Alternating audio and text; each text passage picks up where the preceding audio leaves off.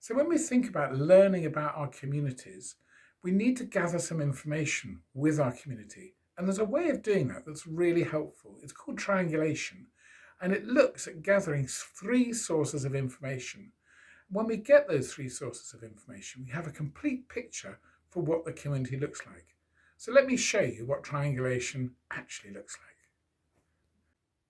like. Okay, so triangulation is, as it says, a triangle. And the three sources of information, firstly, the local community. And we can meet with them as groups or as focus groups, and particularly now under COVID, maybe in groups of 6 or whatever's possible. We try and meet with them and learn from them about what they see the community resources are and the community needs. There's another source, which is local statistics and local data. So this is things like population data, it's like health data, social trends, crime trends. This can all be accessed on the web. And then the third piece is key informers or key informants. These are people in the community who have a good knowledge of what's going on. So it might be a community police officer, social workers, GPs, teachers, all sorts of people who, when you've got this information and this information, help to confirm what it's like. And when you bring that information together, you get a complete picture here. So what we're going to be doing in a moment is look at one particular tool we do with the community. It's community maps. And they do those maps in groups or as specialist interest groups like children and teenagers and the elderly and mums and dads, etc. They can do all these maps. But also these maps can be commented on by key informants, and it also can be checked against local statistics. So now we're going to look at maps. So we're now going to look at drawing a community map.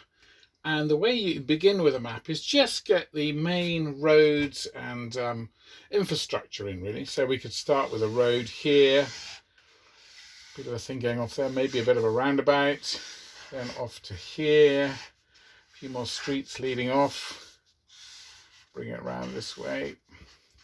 And the great thing is, it doesn't have to be one person that draws. You could divide the map up with different groups drawing, different elements, partition it up.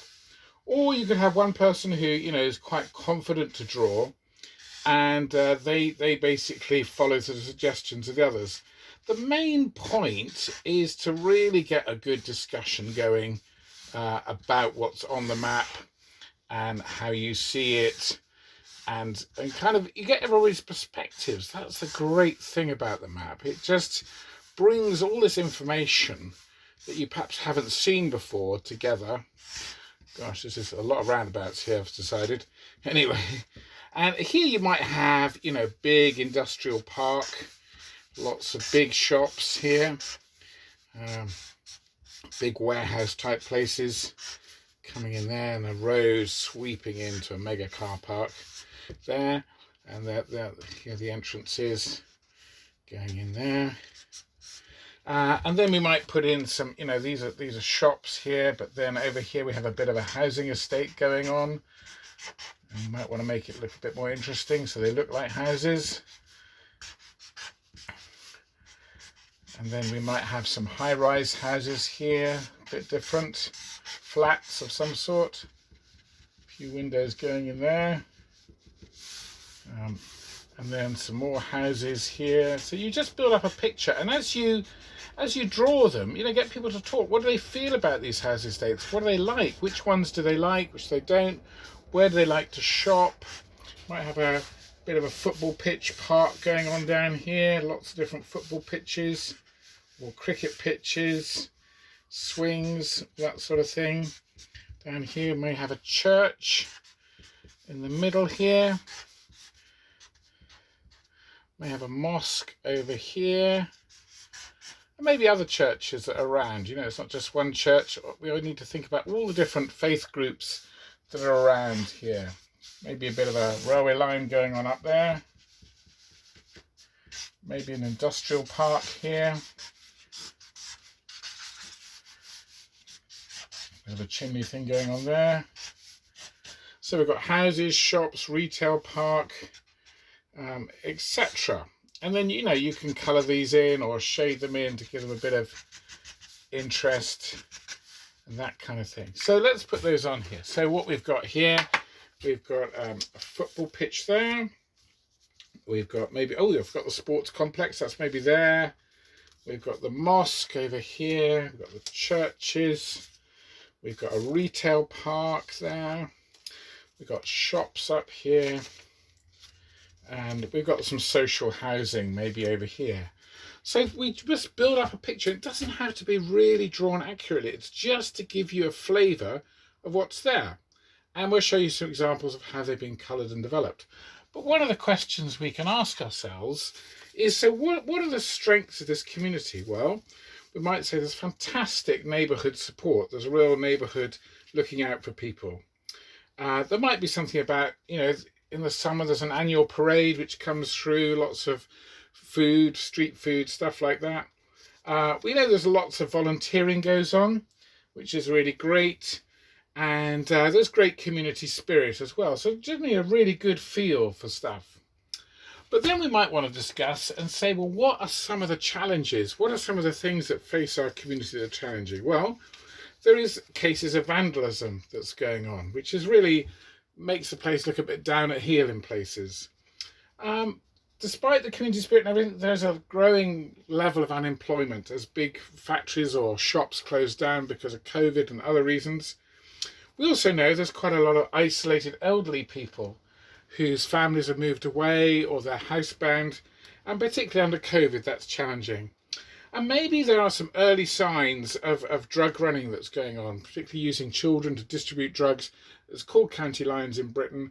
It's very common in some areas, and so we might want to pick up on that. But what you have at the end is this picture of the community, things we think are great about it, and things that are concerning to us. And from that, we can try and match what are our assets, the green bits, the bits of resources we've got. How can those be used to maybe address some of the red bits, the concerns, the worries? But the big thing about this is the discussion, and what comes out of that discussion, we can agree as a church and a community and different peer groups what some of the priorities should be.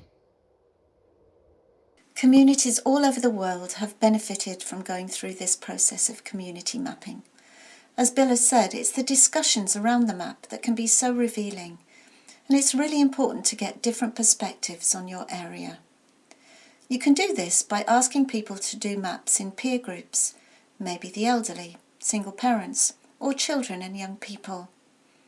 Here's an example of a map drawn by youth leaders in Grenada. You can see the emphasis here on high unemployment, drunkenness, crime, and conflict. However, even if you haven't got several peer groups available, you can ask your group to imagine they are different people looking at the map. You can even give them a pair of glasses to help them see things differently. For example, from the point of view of a lonely, elderly person, a disabled person, or a refugee or asylum seeker. This group in Wisbech near Ely in the Fens were asked to see the map from the point of view of an Eastern European who had settled there, as they have several Polish and Lithuanian people in their community. As you can see here, you don't even need paper sometimes.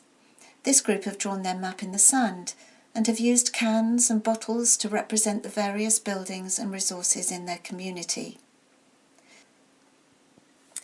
This beautiful map was drawn in Indonesia. As you will see, there are lots of bits of paper or post-its on the map. This is because this group have been asked to prioritise the needs and challenges that they have identified. They've done this by ranking the various challenges. Each person has been given the same number of bits of paper and has put their paper on the challenges according to how important they think they are to address. So some may have put all their bits of paper on one issue, while others may have spread them around 2 or more issues. You can see from this map that the group have prioritised the issues of flooding and deforestation. One way of finishing a session of community mapping is to place small candles or tea lights on the various areas of need on your map, and by praying for each issue in turn, as well as asking for God's blessing on your community. Obviously, in these days of coronavirus, it's difficult to get together to draw maps, and we look forward to the day when we can meet together without these restrictions. But in the meantime, we can still listen to people. And we can draw maps and discuss those maps on Zoom or Teams. So we do hope you have fun and get a lot from mapping, along with speaking to key people in your community and looking at local statistics to get the big picture.